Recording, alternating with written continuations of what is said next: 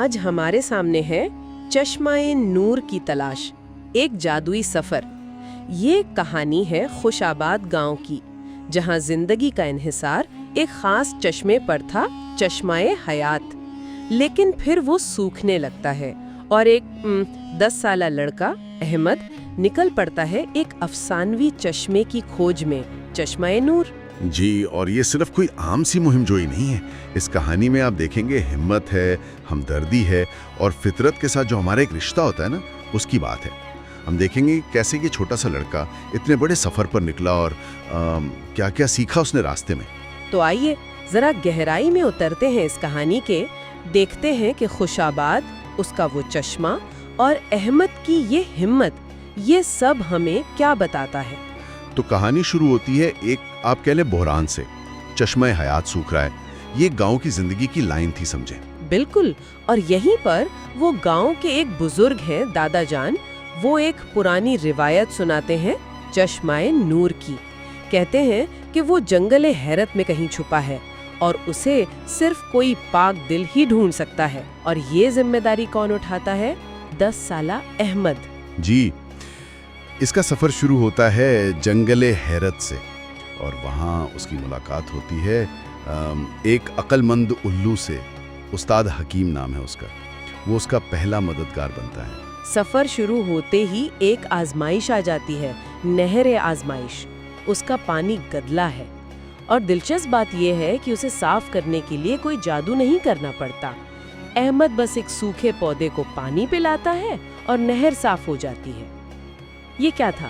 صرف اس کے دل کی پاکیزگی کا ٹیسٹ، یا کچھ اور بھی تھا اس میں؟ یہ بہت اہم نقطہ اٹھایا آپ نے۔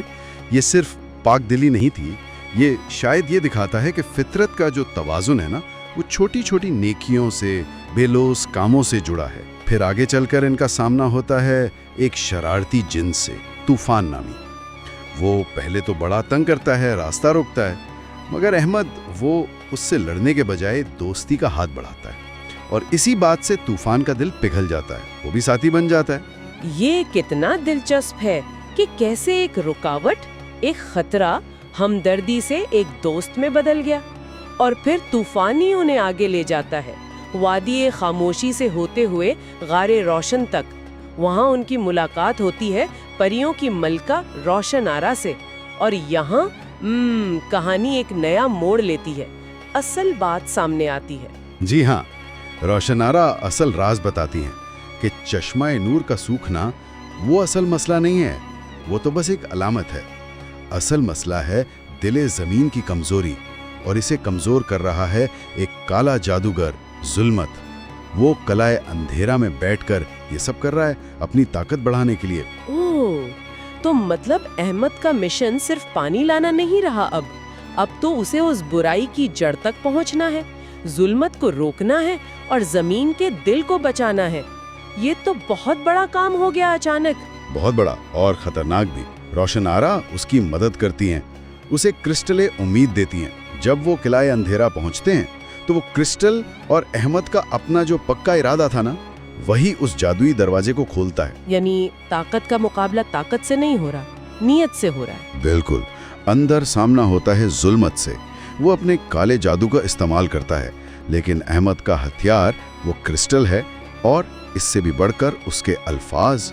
وہ ظلمت کو سمجھاتا ہے، اسے طاقت کے کھوکھلے پن کا، اس کی تنہائی کا احساس دلاتا ہے، اسے بتاتا ہے کہ اصل طاقت محبت اور ہمدردی میں ہے۔ اور یہ بات کام کر جاتی ہے ایک جادوگر پر، وہ بھی کالے جادوگر پر۔ حیرت انگیز طور پر ہاں، احمد کی سچائی، اس کی ہمدردی، وہ ظلمت کے سخت دل پر اثر کر جاتی ہے۔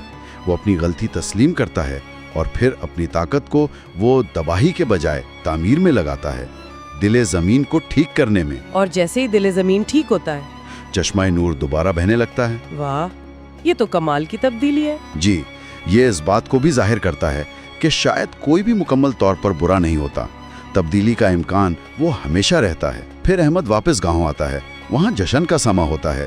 چشمہ حیات وہ تو پہلے سے بھی زیادہ تیزی سے بہنے لگتا ہے۔ اور ظلمت کا کیا بنا؟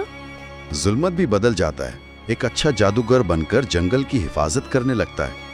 تو یہ کہانی ہمیں یہ سکھاتی ہے کہ اصل بہادری شاید بڑی بڑی طاقتوں یا جادو میں نہیں ہے، وہ تو نیت کی سچائی میں ہے، ہمدردی میں ہے، اور مشکل وقت میں بھی اپنے اصولوں پر قائم رہنے میں ہے۔ احمد کی جیت اسی وجہ سے ہوئی۔